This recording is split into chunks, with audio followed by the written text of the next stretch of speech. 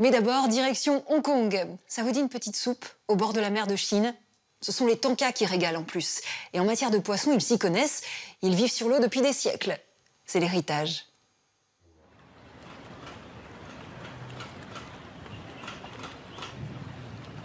Ce sont les premiers habitants de Hong Kong. On les appelle les tankas. Un peuple de la mer, longtemps considéré comme des parias en raison de leur mode de vie nomade. Ils ont pourtant fondé une grande partie de l'identité de la ville. Je ne suis qu'un simple pêcheur, mais l'histoire de notre peuple est ancrée dans l'histoire de Hong Kong.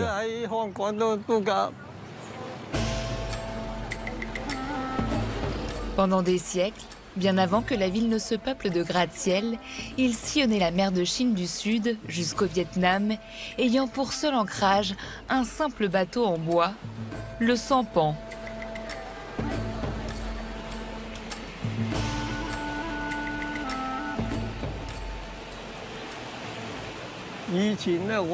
Mes ancêtres viennent du delta de la rivière des Perles, en Chine. Ils pêchaient et vivaient sur le bateau. Il y avait toute une famille. Ils étaient souvent 7 ou 8.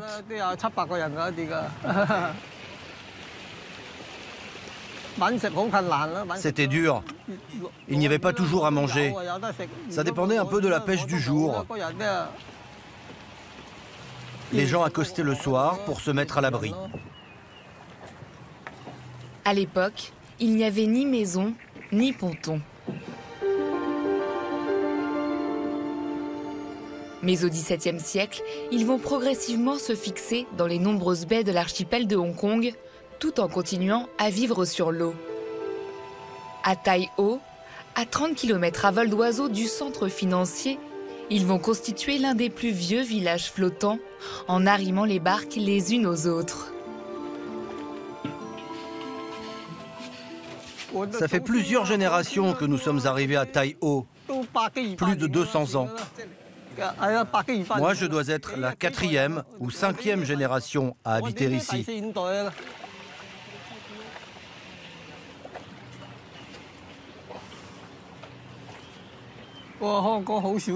À l'époque, il y avait encore très peu d'habitants à Hong Kong.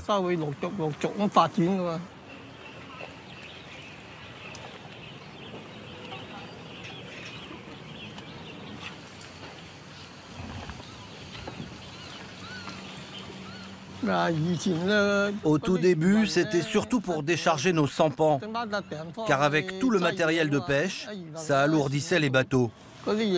Donc il fallait trouver un endroit pour déposer tout ça. Dans ce village singulier, ils vont jusqu'à quitter leurs sampans pour construire des maisons sur pilotis. Cet habitat, l'un des derniers du genre sur tout le territoire, lui vaut le surnom de Venise de Hong Kong.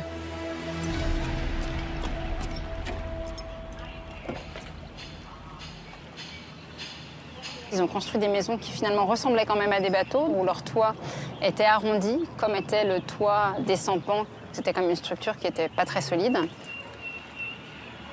Toutes ces maisons, elles sont connectées par un réseau de passerelles quand elles sont vraiment complètement au-dessus de la mer. Donc il faut bien s'entendre avec son voisin. À leur arrivée, d'autres populations sont déjà présentes dans la baie. Les échanges commerciaux entre les deux communautés se développent et vont donner naissance à une spécialité culinaire encore très appréciée, le poisson séché.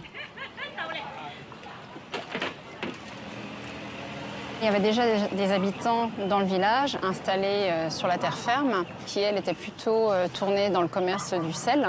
Donc ici, on avait des marais salants. Donc les tankas pêchaient et utilisaient le sel des autres communautés pour préserver le poisson et pouvoir le garder à l'année. Les poissons sont recouverts de sel. D'abord sèchent sur les nattes et ensuite ils finissent de sécher en étant suspendus.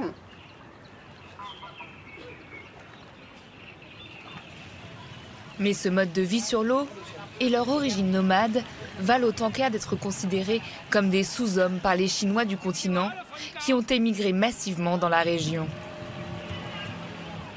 Leur destin, comme celui de Hong Kong, va basculer au XIXe siècle.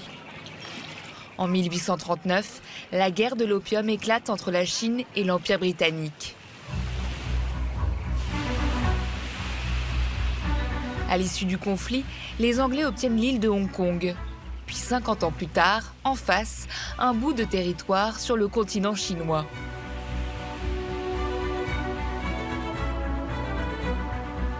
Sur cette péninsule se trouve le quartier populaire de Yau Ma Tei, autrefois un petit village donnant sur une baie.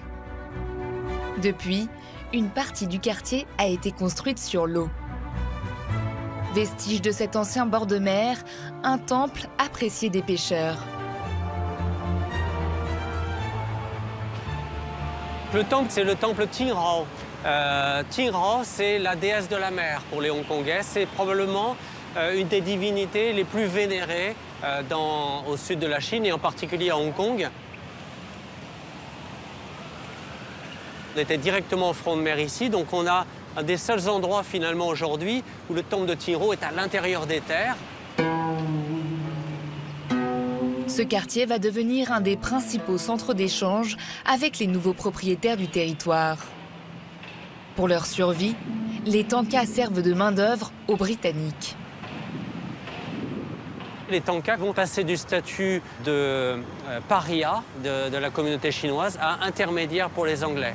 C'est eux qui souvent vont piloter les bateaux des Anglais, vont leur permettre d'accéder dans des anses auxquelles ils n'avaient pas accès. Et puis le fait d'avoir rien à perdre fait qu'avec l'arrivée de l'argent du commerce britannique, donc les tankas ont pu retrouver un deuxième souffle et donc ont rendu tous ces services aux marins et à la flotte anglaise qui était ancrée dans Victoria Harbour.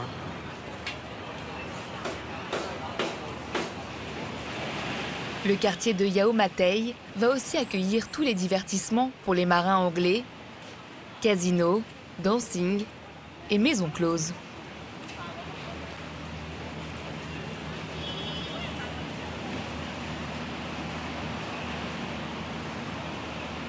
Ce sont les femmes tankas qui étaient pratiquement les seules femmes qui acceptaient de coucher avec les marins européens. Donc les femmes tankas ont toujours été sous-considérées par les Chinois. Qui font courir à leur sujet énormément de légendes. Donc on les appelle les filles d'eau salée parce qu'effectivement elles vont avec les marins, elles viennent des bateaux.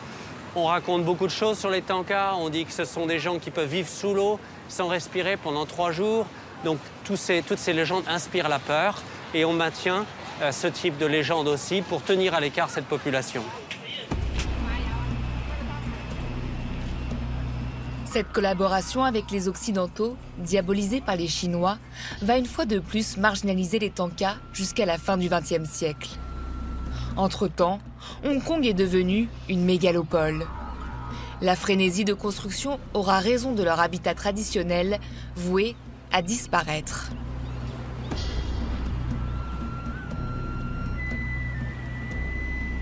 Le port d'Aberdeen, sur l'île de Hong Kong, est historiquement le plus important port de pêche. Ce bras de mer est un abri contre les typhons. En 1950, on y dénombrait encore 2000 sampans. Il n'en reste qu'une poignée, mais les tankas, eux, n'ont pas quitté les lieux. Salut, chef. Alors, ça marche les affaires ? Ça, c'est un restaurant sur l'eau, où ils vendent des soupes de raviolis ou des nouilles au porc laquées. Les employés viennent manger ici après le travail. Quand je suis né, mes parents travaillaient et vivaient sur le bateau. Il était un peu plus grand que celui-ci. On était 6 au total avec mes frères et sœurs.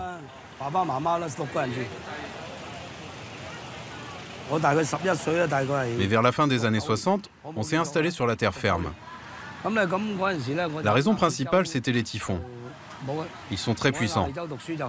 Dès qu'il y a du vent, tous les bateaux se mettent à tanguer. Ma mère nous envoyait en général chez la famille par sécurité. Elle avait peur que le bateau coule. Ça arrivait souvent d'ailleurs. C'était dangereux. Pour des raisons de sécurité et d'hygiène, le gouvernement va reloger les tankas dans des immeubles, les pieds au sec. À Aberdeen, ils se sont adaptés à l'évolution de Hong Kong. Ces anciens pêcheurs traditionnels se sont professionnalisés. À quai ou dans la baie, ils tiennent les rênes de l'industrie de la pêche et du tourisme.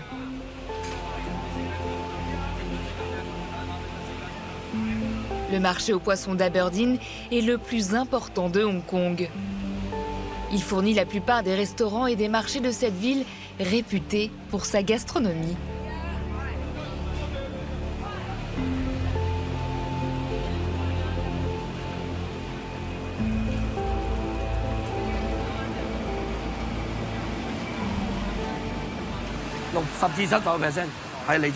Ici, notre activité représente les 2/3 de la pêche de Hong Kong.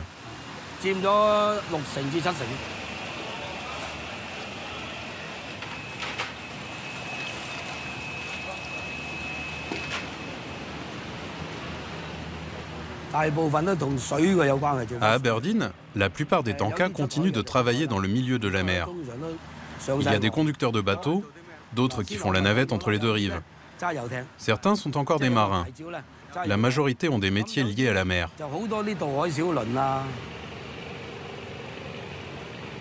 Cette page de l'histoire des tankas à Hong Kong risque de se tourner définitivement. À Aberdeen, la jeune génération est attirée par les lumières de la ville plutôt que par son passé.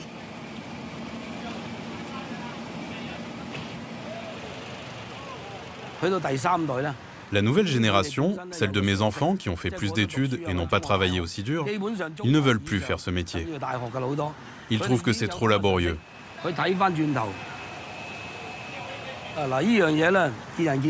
Je pense que chaque personne a sa propre histoire et tout dépend de la façon dont on l'appréhende. Je ne me soucie pas de mes origines. Je pense juste à ce que je dois faire. Ma place est ici et c'est tout.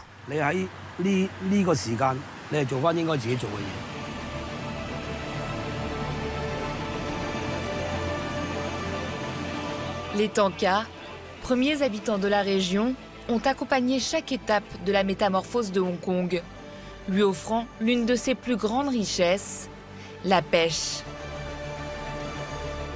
Mais l'aura mystérieuse de ce peuple a surtout popularisé l'image exotique de cet archipel qui a un pied dans la finance et l'autre dans la mer.